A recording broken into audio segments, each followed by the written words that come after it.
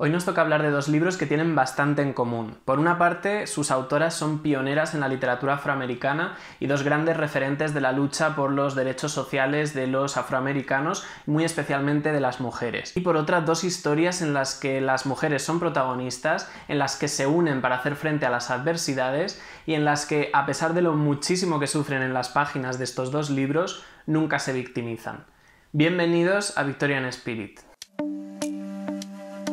Hola a todos, soy Adrián, bienvenidos a mi blog Victorian Spirit. Hoy tenemos que hablar de Black History Month, en este caso de Black History July, que fue una propuesta que nos hizo Jan del canal de Trotalibros a todos los booktubers para que nos animáramos a leer durante el mes de julio autores negros, una forma de que Booktube se solidarizase con el movimiento de Black Lives Matter, todo lo referente a la muerte de George Floyd y por supuesto dar más visibilidad a ciertos autores o libros que a veces se quedan un poquito fuera del circuito editorial. Yo creo que es una iniciativa que merece muchísimo la pena y que estoy súper contento de haberme sumado a ella, porque encima he tenido la suerte de dar con dos libros que, bueno, pues me han gustado muchísimo. Esto al final es como plantar una pequeña semilla para que a lo largo del año se puedan poner en práctica estas cosas que hemos aprendido. El primer libro del que os voy a hablar pertenece a una autora que en uno de sus cumpleaños recibió 3 regalos muy especiales de su madre y que marcarían su futuro. Por una parte recibió una máquina de coser para conseguir independencia,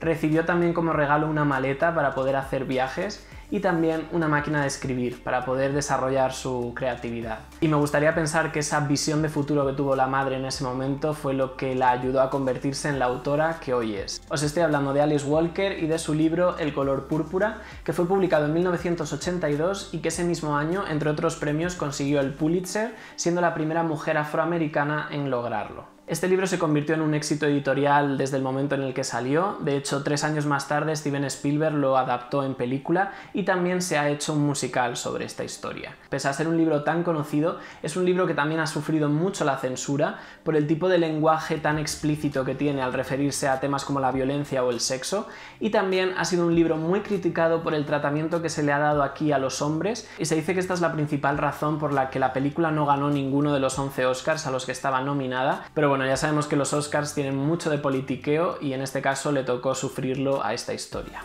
Las dos protagonistas de la historia tienen muchas reminiscencias con la propia vida de Alice Walker. Ella se crió en el sur de Estados Unidos, en Georgia, y es bisnieta de antiguos esclavos. Su madre tuvo que marcharse de casa porque no soportaba los abusos físicos que sufría por parte de su abuelo, y ella misma también tuvo una mala relación con su padre porque no le permitía perseguir ese sueño de convertirse en escritora. Además, ella cuando tenía 8 años sufrió un accidente jugando con sus hermanos. Uno de sus hermanos le disparó con una pistola de balines en el ojo y ella a consecuencia pues quedó tuerta.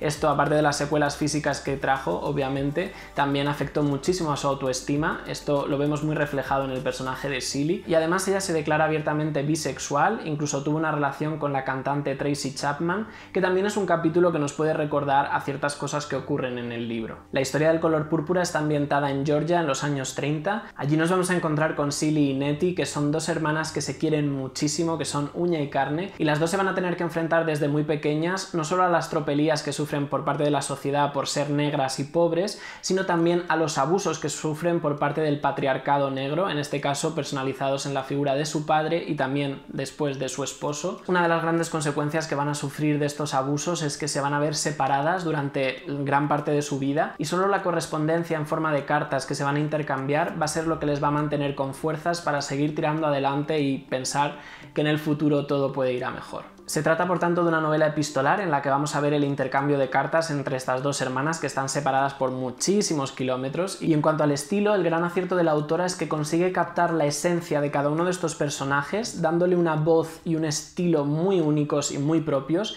y hay momentos en los que realmente te llegas a olvidar de que son personajes y te crees que realmente Celie y Nettie son dos personas que han existido, de las que tú estás siendo testigo de las cartas que escribían, porque están tremendamente humanizadas por parte de la autora. Creo que ese es el punto fuerte y lo que te gana desde el primer momento. De esta manera tenemos a Celie, que es un personaje infantil, desarmado, sumiso, pasivo, que tiene escasa formación porque fue sacada de la escuela a muy temprana edad y todo esto queda reflejado en su manera de escribir, que es una manera pues quizá más torpe, con un lenguaje más sencillo, incluso con faltas de ortografía, utilizando una jerga o unos dejes que dejan claro cuál es su origen, que es muy humilde. Y por otra parte tenemos a Nettie, que es su hermana, que sí que ha podido estudiar un poco más, que es una chica que es más resuelta, más decidida, y todo esto también se deja ver en su manera de escribir, que es más rica, es más informativa, tiene más fuerza. La parte bonita de esta novela es que el personaje de Silly, que se podría considerar que es la gran protagonista, tiene un arco argumental alucinante, tiene una evolución increíble y yo creo que principalmente eso es lo que engancha de esta historia. Aunque no hay que olvidarnos tampoco de otros personajes femeninos increíbles que tiene la historia, como puedan ser Sofía o Shag Avery, que son secundarias de auténtico lujo y que son inolvidables. En cuanto a los temas que trata la novela, la verdad es que se pueden sacar muchos. Por una parte, la mujer afroamericana como ese eslabón más débil de una cadena que termina prácticamente en ella. También se puede hablar de las consecuencias del colonialismo en África, se puede comentar el poder de redención que da la madurez, el desengaño religioso que se puede sufrir tras una vida de maltratos, pero yo creo que por encima de todos el tema que más brilla es el de la sororidad, cómo las mujeres tienen que hacer piña ante un entorno tan hostil, cómo la esperanza de volver a verse juntas estas dos hermanas es lo que realmente les hace tirar para adelante. Por encima de todos los abusos y las cosas terribles que se describen, existe ese pozo de esperanza. En conclusión, este ha sido un libro que me ha gustado muchísimo, que además una vez terminado ha seguido creciendo dentro de mí y yo creo que incluso mi opinión sobre él va mejorando según pienso en él y en sus personajes. Es un libro muy duro, pero que deja muy buen sabor de boca. Además es un libro muy cortito, muy ágil en la manera en la que está escrita. Yo no sé qué tienen las novelas epistolares, que cuando están bien escritas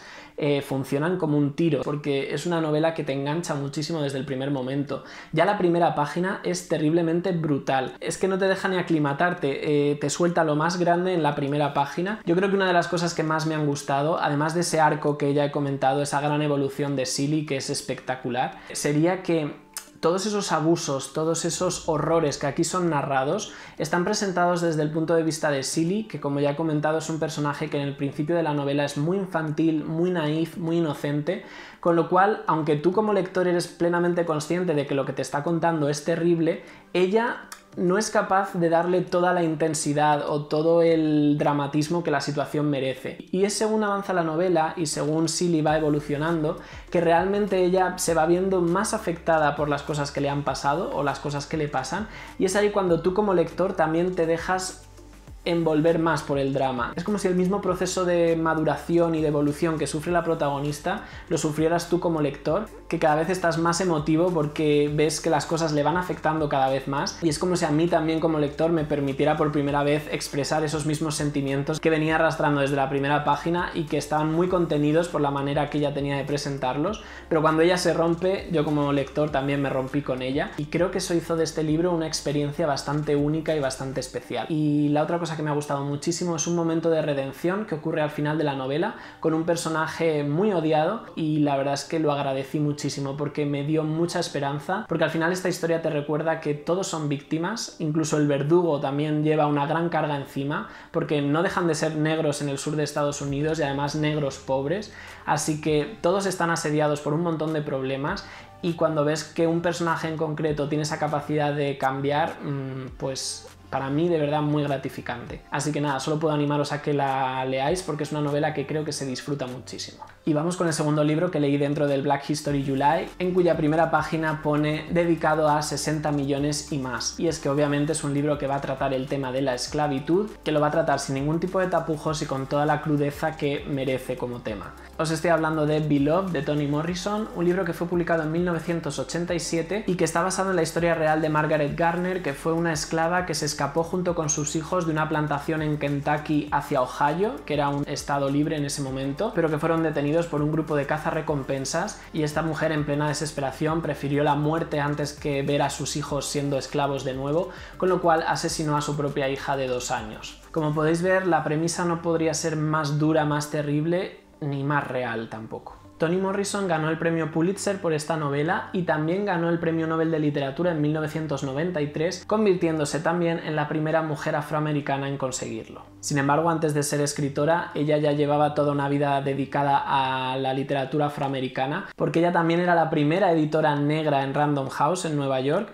y estaba especializada sobre todo en lanzar al mercado a autores afroamericanos. La historia nos presenta a Sete, que es una antigua esclava, y a su hija Denver, que viven en una casa que está supuestamente embrujada porque se sienten acosadas por el espíritu de Beloved, que es la hija de 2 años que Sete asesinó para evitar que fuera entregada de nuevo y que volviera a ser esclava. Un antiguo compañero de la plantación de Sete, Paul D., va a llegar a la casa y va a intentar traer una cierta normalidad a esta familia tan desestructurada y con tantos fantasmas, nunca mejor dicho, pero tanto el espíritu de Beloved como el propio pasado no se lo van a poner nada fácil para intentar dejar atrás lo que pasó. Nos encontramos con una novela de realismo mágico que bebe mucho de las tradiciones tanto africanas como caribeñas en todo lo que tiene que ver con los espíritus y con ese contacto entre el mundo de los vivos y de los muertos, que al final es lo que dinamiza en todo momento esta historia. Es una novela muy dura, es una novela muy dramática e incluso en ciertos momentos llega a ser una novela con ciertos toques de terror, porque bueno, al final es un tema tan duro el que se está tratando que hay situaciones y hay escenas, más allá del hecho de los espíritus, que realmente pueden llegar a poner los pelos de punta al lector. La estructura de este libro es una auténtica pesadilla. Cuando yo os hablé de él en el book tag del New York Times, ya os dije que era una novela difícil que suponía muchísimos obstáculos o muchas barreras de todo tipo. Barreras narrativas, barreras culturales, barreras sociales, lingüísticas, etc. Yo creo que la barrera narrativa es la que más cuesta superar. De hecho, conozco a muchísima gente que no consigue terminar el libro porque no llega a ese momento en el que las dificultades quedan atrás. Es que es un auténtico puzzle, todo se nos muestra de una manera muy desestructurada. Nosotros conocemos la premisa de la historia, sabemos lo que ha pasado, lo que hizo Sete hace unos años, pero no sabemos ni por qué, ni cómo, ni cuándo, ni qué consecuencias ha tenido, ni qué pasó antes, ni qué pasó después. Nos falta muchísima información y claro, se producen tantas lagunas en el lector, tantos detalles que crees no haber entendido o que no sabes si te lo han explicado o si los has olvidado, que es muy habitual, lo he comentado entre muchas personas que lo hemos leído, que a lo mejor cuando vas por la página 30, 40, decides volver al principio porque realmente sientes que no te has enterado de nada. Esto es algo totalmente normal. Si os acercáis a esta novela y os pasa, que sepáis que creo que nos ha pasado al 90% de los lectores. Realmente es una novela que exige paciencia por parte del lector, paciencia y perseverancia, porque según vas avanzando vas recibiendo respuesta a todo. Esto os lo garantizo desde ya, que es algo que a mí me hubiese gustado saber desde el principio porque me habría dado tranquilidad. Bueno, pues yo os la intento transmitir ahora a vosotros. Tranquilos porque está absolutamente todo explicado, no te va a quedar ninguna incógnita. Obviamente los hechos que se están narrando en este libro son terribles, las peores cosas que se puedan pensar.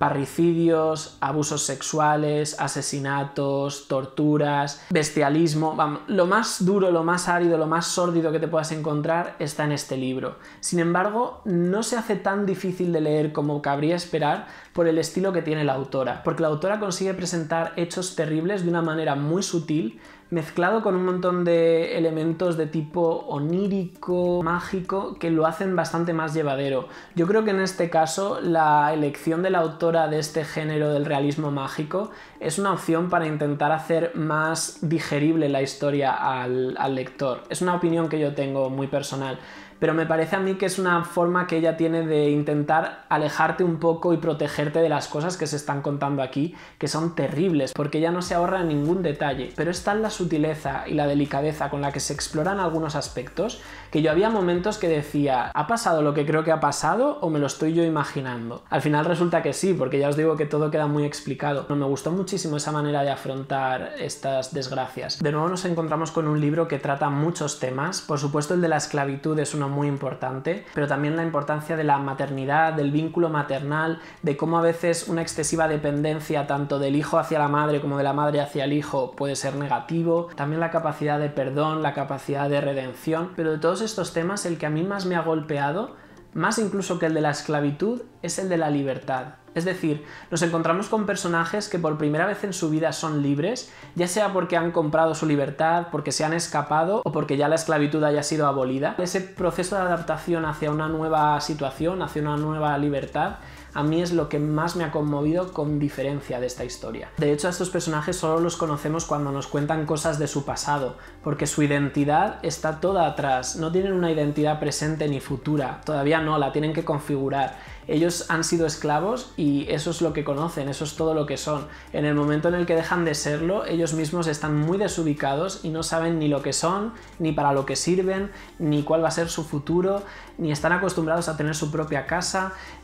Muchísimas cosas que se dan por sentado y que en esta novela realmente te das cuenta de que no, que todo es un proceso de aprendizaje. En conclusión, es un libro durísimo, pero que a mí me ha encantado. Reconozco que es difícil acercarse a él, creo que es sobre todo una cuestión de encajar con la sensibilidad de la autora en la manera de contar estas cosas y que te atraiga mucho el tema. A mí realmente es un tema que me atrae muchísimo y eso hizo que quisiera seguir leyendo a pesar de que había momentos que realmente quería tirar la toalla porque no me enteraba de todo, y realmente hubo un momento en el que en la cabeza sentí un clic y a partir de ese momento todo ya me cuadraba y ya estaba muy involucrado con la historia como para abandonarlo, todo lo contrario, ya estaba enamoradísimo del libro. Así que en este caso es un libro difícil de recomendar. Yo os diría que os acerquéis a él si os interesa el tema. Si queréis saber más sobre esta esclavitud y lo que vino después,